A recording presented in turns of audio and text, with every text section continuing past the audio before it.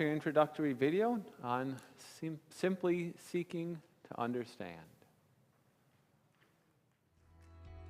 Welcome back to Let's Go.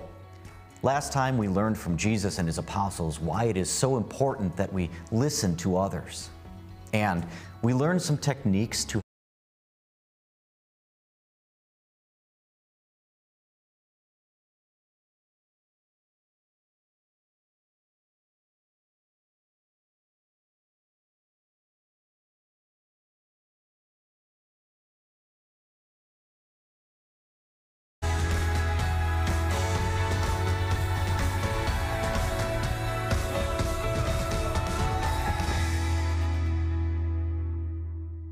There is something incredibly freeing when we learn to say, I'm going to understand this person as well as I can, however long it takes.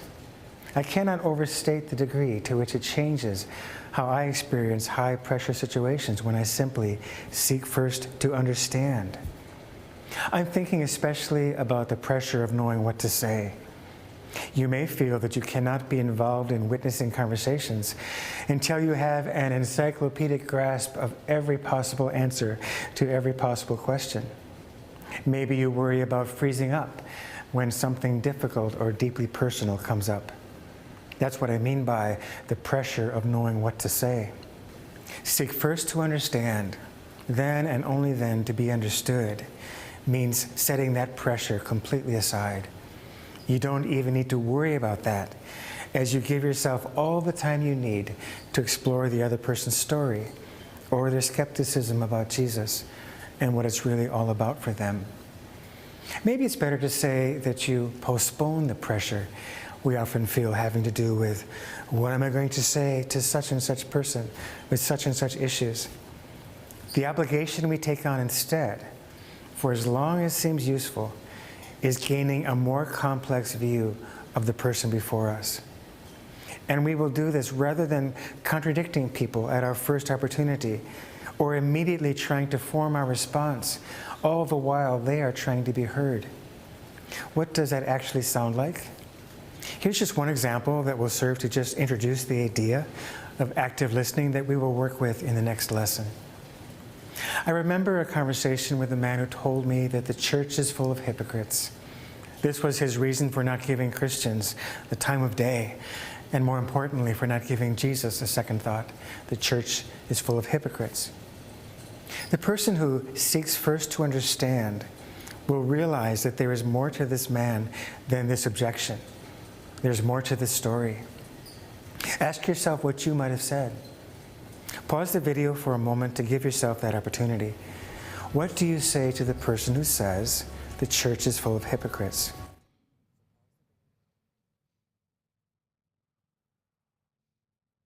I'm sure this is an objection that we hear, pretty often from people.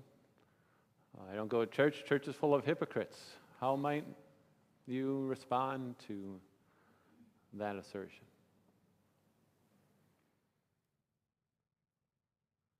Blake, what do you think?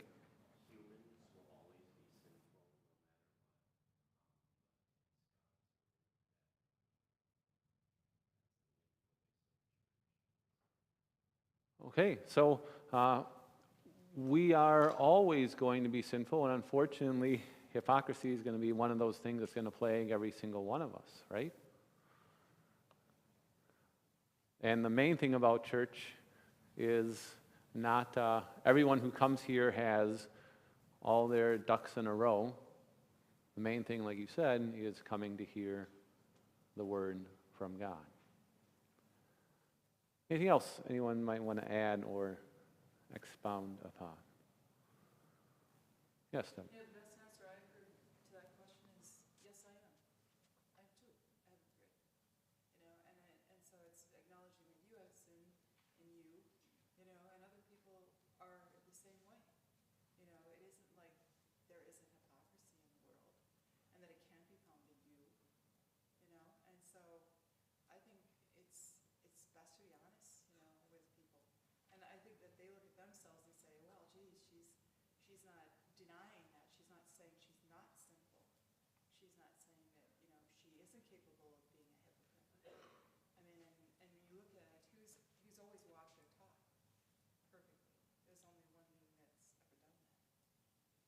Yes, so making sure that, we express to that person, you're right, if you will. Willing to own that up and say, yeah, the church is full of hypocrites. I'm a hypocrite. So often I, tell others to do something or expect others to do something, and then I don't do it myself, or I don't follow through myself. That's hypocrisy. Or I put on,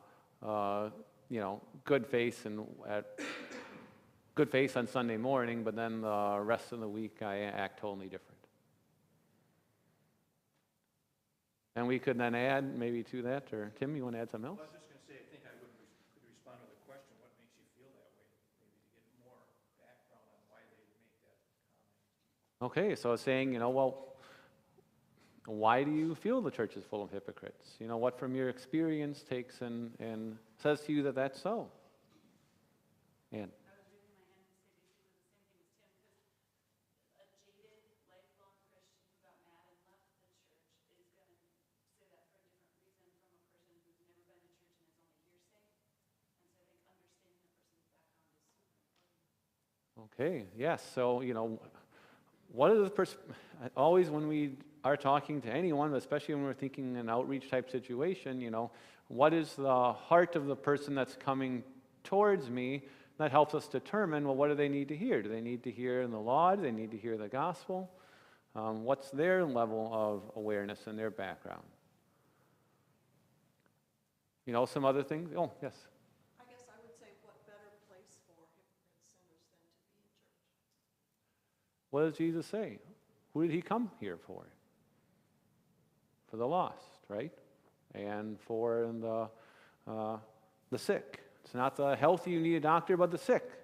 So this place should be a place that's full of sinners and people who acknowledge that they're full of sin and that there's only one person who can give them the remedy.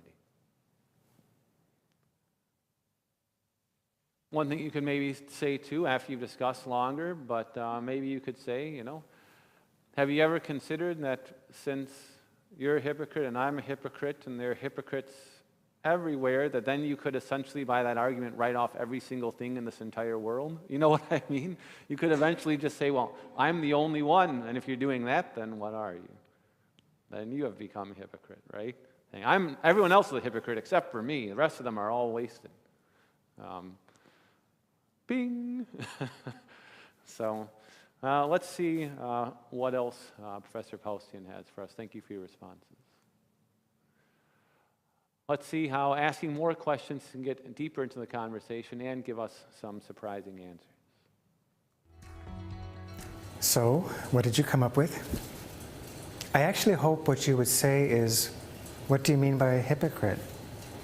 He will answer you, perhaps by talking about Christians not living up to what they say they believe, and you may actually have several more opportunities to ask, and what do you mean by that? At a certain point, you may transition to another question that you can ask in different ways. For example, how have you come to think this way? Or, how have you reached this conclusion? This is where their story may begin to slowly unfold right in front of you. As it turned out, in the conversation I'm remembering, I thought the man and I had come to a good understanding of hypocrisy. I explained that Jesus himself agrees with the man, and that Jesus is more bothered than he is by the bad fish among the good and by the weeds among the wheat, as Jesus put it. But we were still somehow not getting anywhere. As a reason to deny the truth of Christ, something wasn't making sense. That is, until I happened to stumble on the active listening skill called reflecting feeling. Just for a moment, I stopped dealing with his spoken objections and noticed the strong emotion on his face and in his voice. I said something like, Bill, I understand what you're saying and I'm agreeing with you, but you seem so angry. And he replied, you're blank, blank, blank, right, I am angry, and proceeded to tell me about the death of his father and the cruelty he felt he'd experienced at the hands of devout believers. The conversation didn't suddenly become easy, but we had at least begun to have the right conversation, and it was about something else entirely. What do you say about the charge of hypocrisy? How about, what do you mean by that? And why do you think that's true? Because I really want to know. Have you ever experienced a time when you asked someone what they meant by what they said, and their answer surprised you? Please pause the video and take a few minutes to share such an experience with the others in your group. So recall a time when you asked someone what they meant by what they said, and their answer surprised you. Or maybe you can share something, like what Professor Paustian did, where he said, well, I was talking to this person about this one thing, and then it turned out it was something else by further conversation.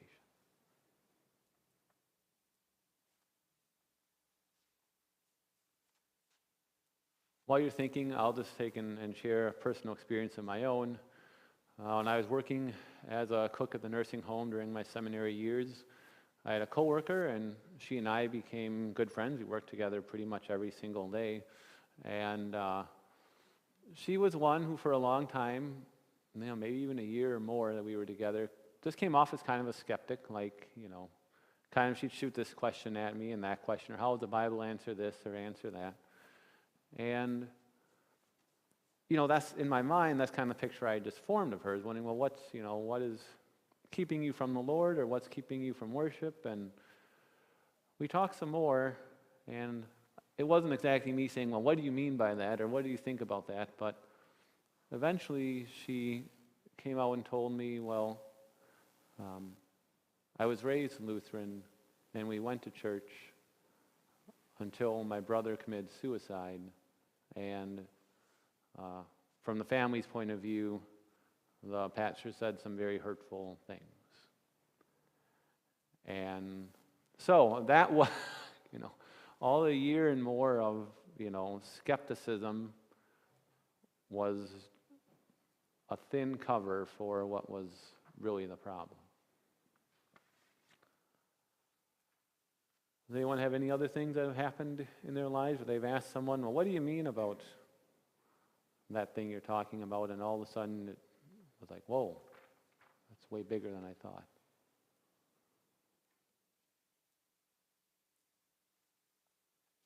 No, this is one of those questions where it's like, well, if you don't have time to think about this, I know that it's usually when there's a misunderstanding or it's almost always like hurt or pain or something that happened. That you're like, whoa, I never, like kind of like your story, I never would have expected that. And so then you kind of feel like an oath because you had assumed certain things. Or I think it can happen too, just in our regular interactions with each other, where we might hurt someone's feelings and not even realize it, or maybe they took something the wrong way that we said and we didn't even mean it that way, and all the time we're like, oh, what's going on, or why is there friction between us, or whatever, and then it comes out, well, remember when you did this or said that or whatever, and you might say, you might honestly think, well, no, I don't, but they do, and so being willing to explore those things to really get at the heart of a person, where they're coming from. Yeah, I've asked the guy who's an atheist about that, and he said, well, when I asked him about his objections to the church, he said, it doesn't do anything for me.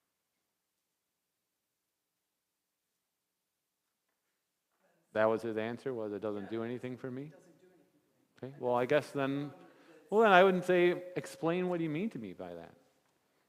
What do you want it to do for you? Do you want church to solve all your problems?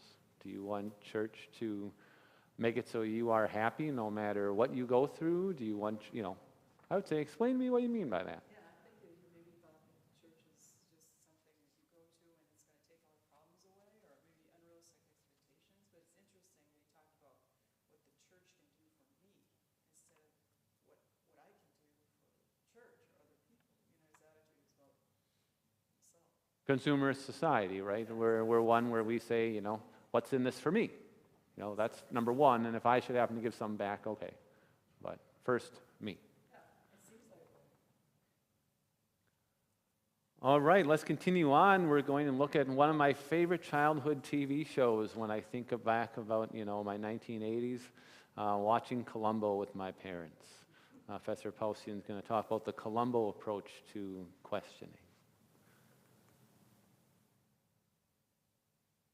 As he's going to talk about 3 different types of questions that we can ask, you can just jot down the purpose of each one as he explains it. The types of questions are written down on your sheet, but then his explanations if you want to jot down some notes. The Columbo Approach comes from a book by Greg Koukl called Tactics, a game plan for discussing your Christian convictions. The method is inspired by the rumpled, head-scratching detective on the old TV show who had the knack for being non-defensive and non-confrontational with his suspects.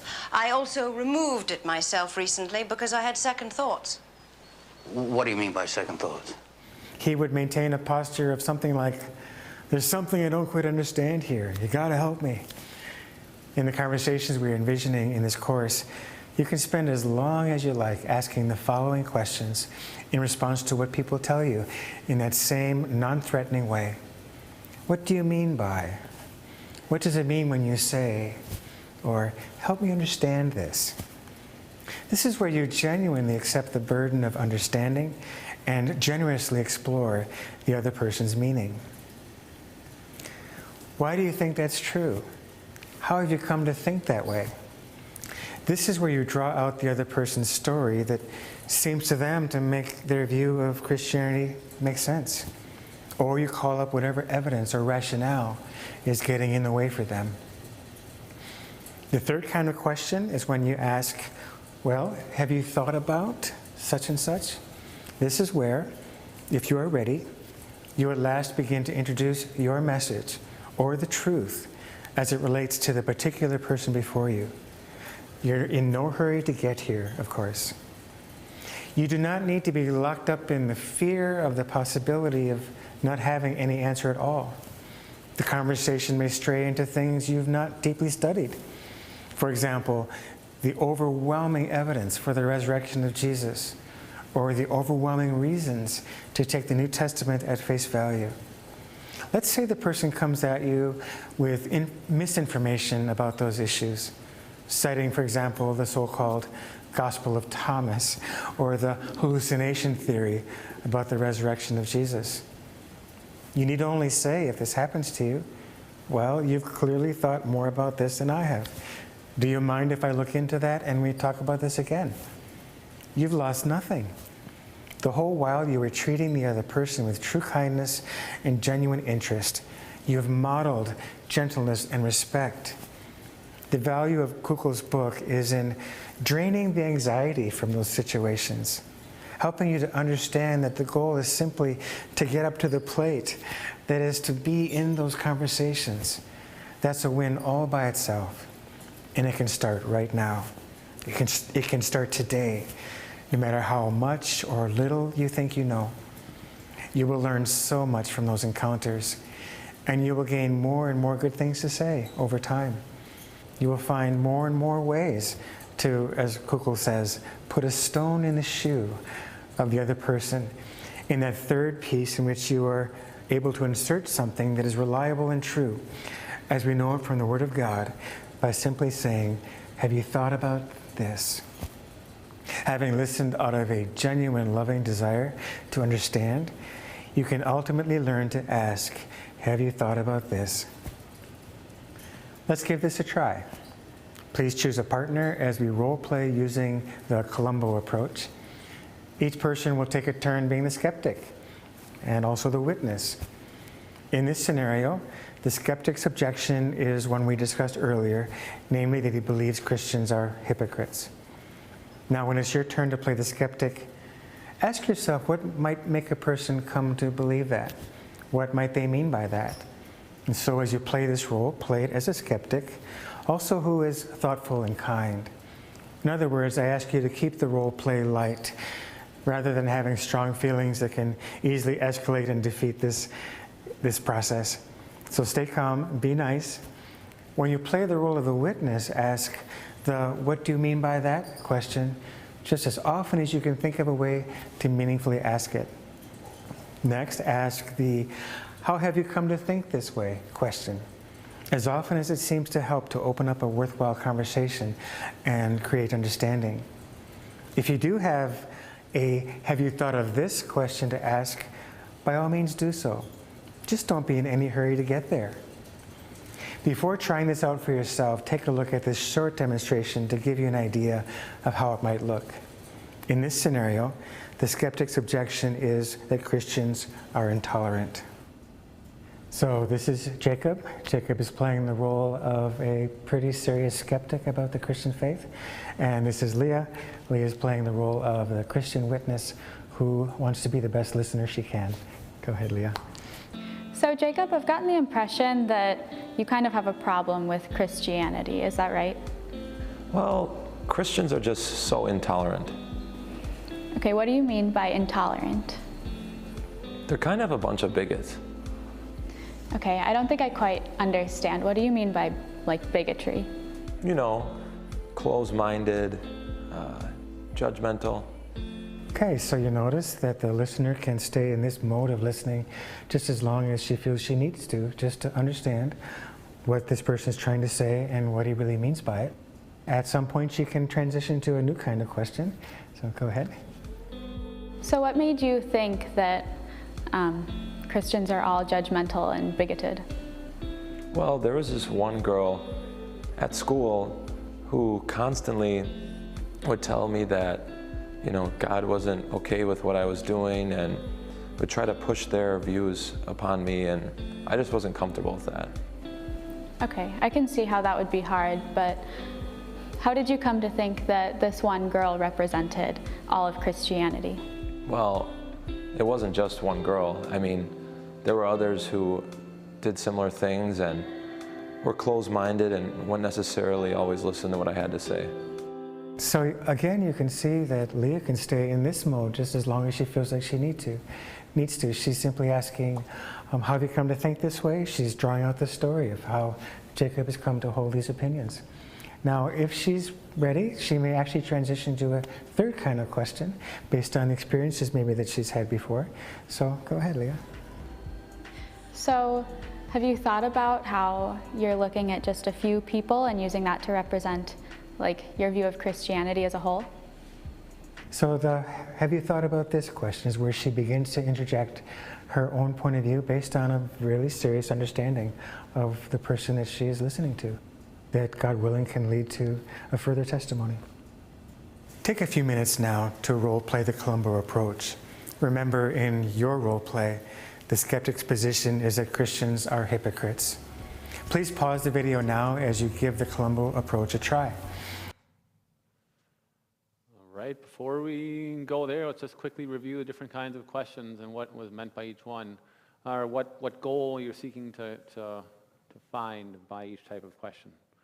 By that first one, you know, what do you mean by that? Or what does it mean when you say, or help me understand this? What did Professor Paustian say, you know, what are you trying to seek when you ask a question like that?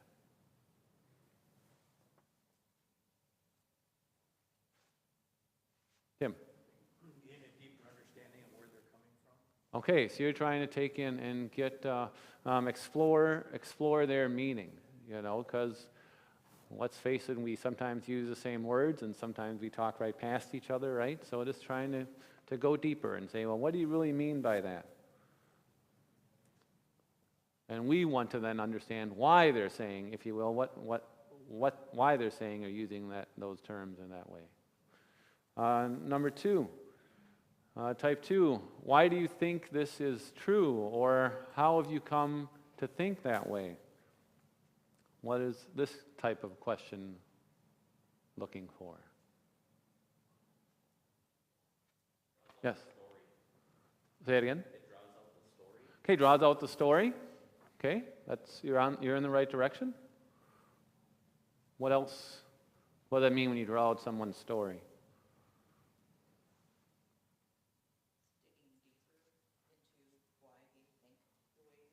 Okay, so you're taking in what you're looking for here is the evidence as to, okay, well, you know, why do you think that's true?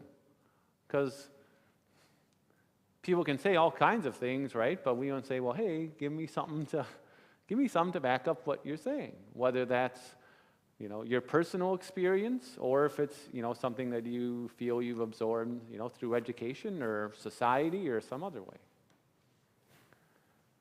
And then the last one, have you thought about? What's this an opportunity for us to do?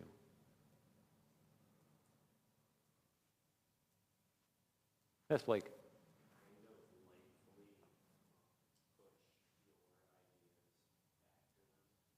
Okay, so this is our chance to take and say, okay, you've given me your explanations, told me why. Have you thought about this truth that God gives us? Or have you thought about things from this other perspective, biblical perspective? And, you know, he made a good point that sometimes when we're having these conversations, it's just fine for us to admit ignorance. You know, if someone takes and has studied something very deeply and we have either a superficial knowledge or maybe even no knowledge at all, as he said, you don't lose anything by saying, wow, you know, this is something you must be passionate about and you have really done a lot of research on it and homework on it. Let me take and even begin to explore where you are and ask some other people some questions and come back to you. And like he said, you've lost nothing, right? Then the person says, okay, we have another chance to converse. Maybe you'll have put that have you thought about thing into their own mind too. And the hardest part, and it's even the hardest part for all of us, myself included as a pastor, that have you thought about putting that in there is difficult because it often takes some time. You know, we want to put that out there and be like, okay, 30 seconds later, you know, have you thought about this for the 30 seconds I just gave you, and has it now totally changed your mind? So that often just takes time. And sometimes it can honestly take weeks, months, years. But don't give up because the Word of God is powerful and effective. And he should have had a fourth type of question that Columbo would have had is, there's just one more thing, right? That's not one of the types of questions. All right, now we get a chance to actually try on for size what we've been learning. So pair up with someone and, like it said, take turns role-playing. Using the Columbo approach, you can keep your sheet out in front of you, you know, and have those questions handy. One of you choose to be the skeptic, and one person choose to be the witness. All right. Begin. Or should I number people off and you can take and find someone to be with? Let's see if we make sure we got evens and odds here.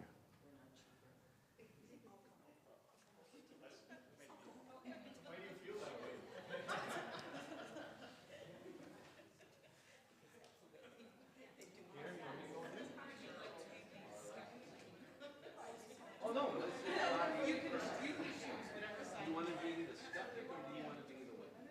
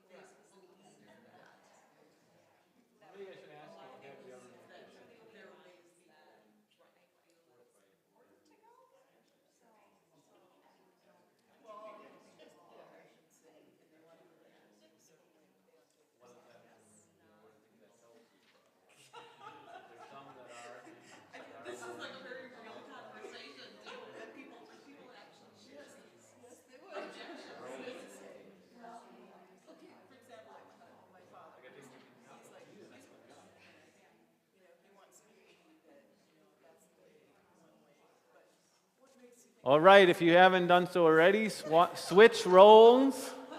And now let the other person be the skeptic whose position is that Christians are hypocrites.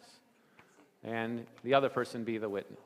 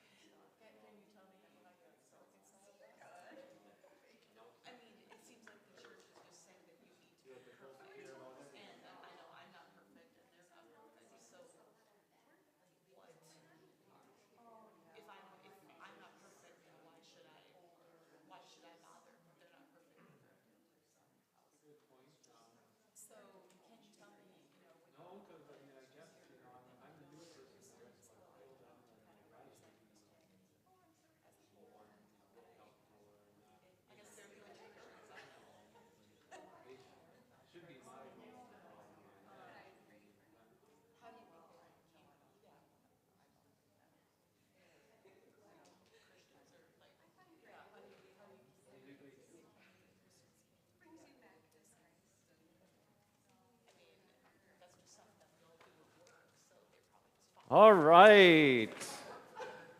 I hope everyone had as much fun as Karen and I did.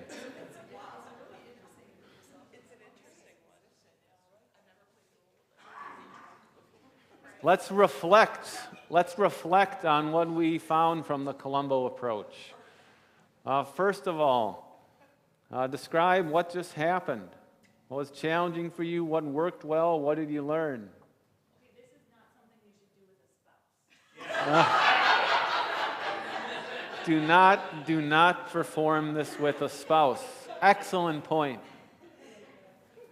know, we had a really hard time trying, you don't just walk up to someone and have these conversations. So we spent a lot of time like having a setting. And we almost spent a lot of time on the setting than we did. But you have to have some level of relationship, or you have to have been somewhere in a conversation that this would like come up, because you don't just say, hey, good morning, do you want to come to church? Or, it was hard figuring out how this would fit into real life situations. You walk into a coffee shop. It's 31 degrees outside, lightly snowing. You see?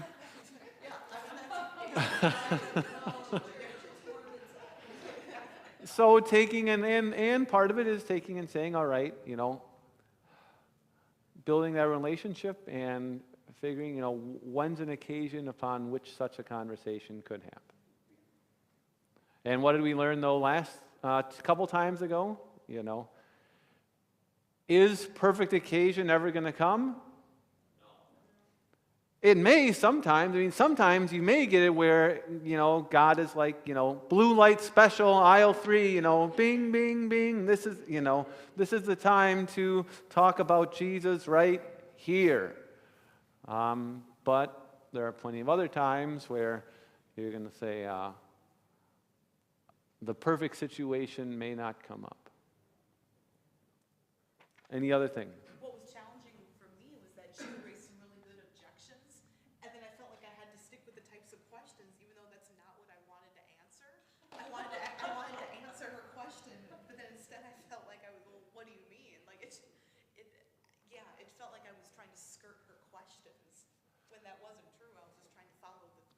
It's hard to take and keep on asking the question and keep on going deeper.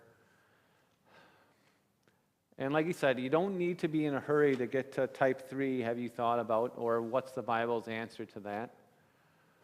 I don't know if at the same time we need to necessarily be afraid of going to 3 if we're ready to go to 3, But we first want to make sure that we understand where the person's coming from too, because otherwise we jump to 3 and maybe it just too easily becomes a Bible trivia game instead of, what's really meaningful to you? I think about what was just said about the feelings behind it and that it isn't what it is. I think some of these things that people say are concealing some other level of issues that they've had in my own experience. It's something, that their family that they came from, like the woman who's talking to that guy said, it's like they have an experience somewhere in their past where they felt misunderstood and the person was a Christian and they have a lot of feelings about that. And that's what comes out. Sometimes it's hard to deal with the feelings because you can see that there's anger and there's hurt and they're heartbroken. So separating in some of these discussions, being willing to separate the feeling from the person and being willing to accept their feeling. And like he said, I can tell that you're really hurt by whatever it is that's bothering you, or it's something that's really stuck with you. And, tell me more about that. Was it easier or hard to play the role in the skeptic? Have you got hard? Anyone think it was easier to play the role in the skeptic versus the witness? I did. I thought there's just so much out there to draw from. Yeah. Yeah, if you're doing the skeptic, you can just keep on going sometimes, or maybe one person can more easily just keep on going from one rabbit hole to the next, And at the same time, it might be hard to take and play the role in the skeptic because, as I said last time, many of us are blessed to have grown up in Christ.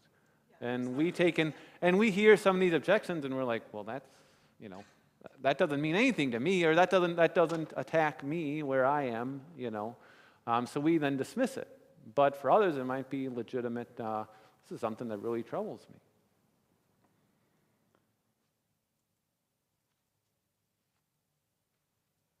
I said to someone once, that I've been helping with some Bible questions, wondering why he's asking them or where they're coming from. And I said, if it's something that's legitimately your question, that's one thing. If it's just a question that you got off the internet, about, has God kept all his promises? Well, then, a skeptic's questions are endless. If you're trying to be a skeptic, you're never going to come to the end of that. That's an endless black hole. So, being aware of those things too. How will this sort of activity help you in your life as Christ's ambassador?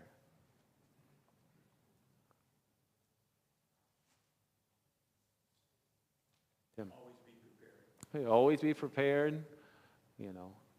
I think it can help us ask the non-threatening questions and say, oh, right, I don't need to have all the answers. I think that's a huge, huge takeaway from this lesson for sure is I don't need to have all the answers all the time right on the tip of my tongue. And even if I do, it's maybe best that I don't say them. Maybe it's best I just ask more questions and get to know deeper and why. I really like his analogy of like putting a pebble in somebody's shoe too.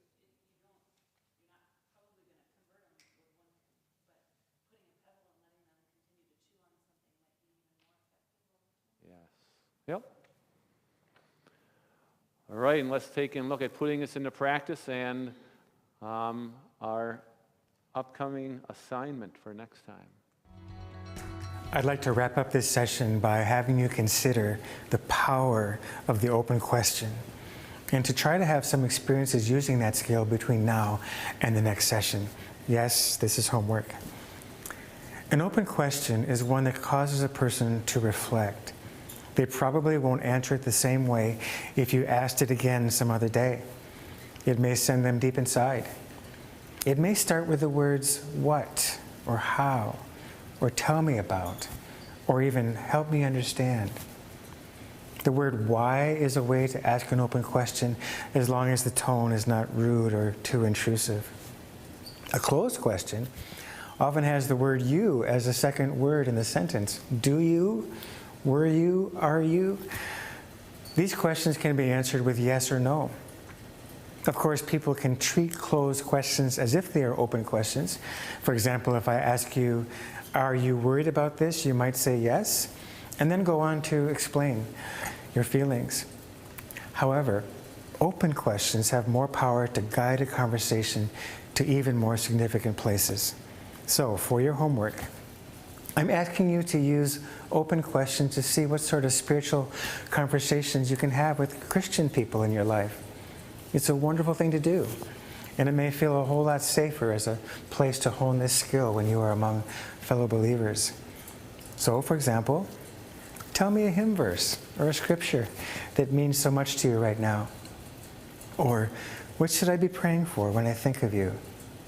Or, where is God in all your struggles? What is happening with your faith right now?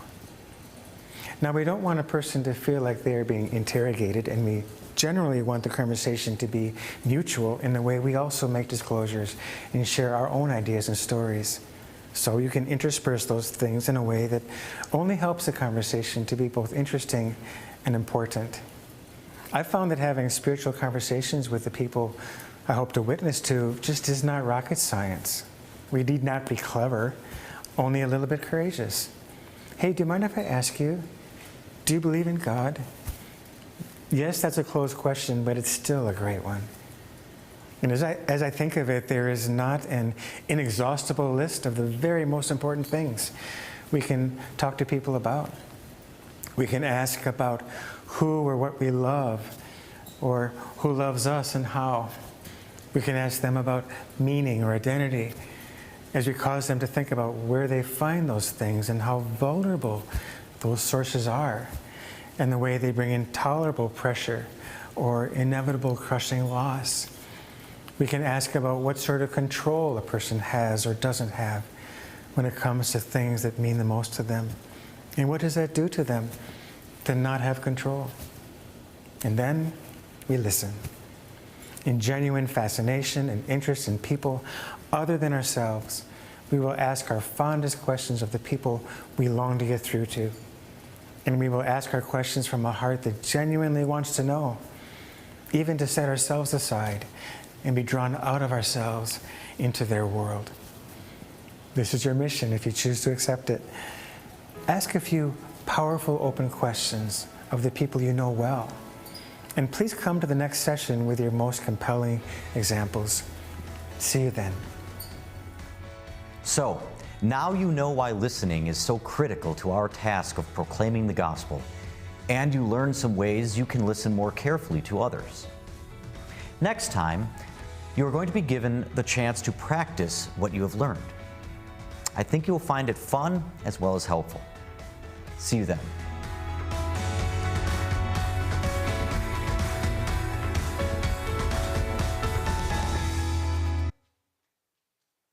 All right, so spend some time this week asking those open questions to the people you know and love.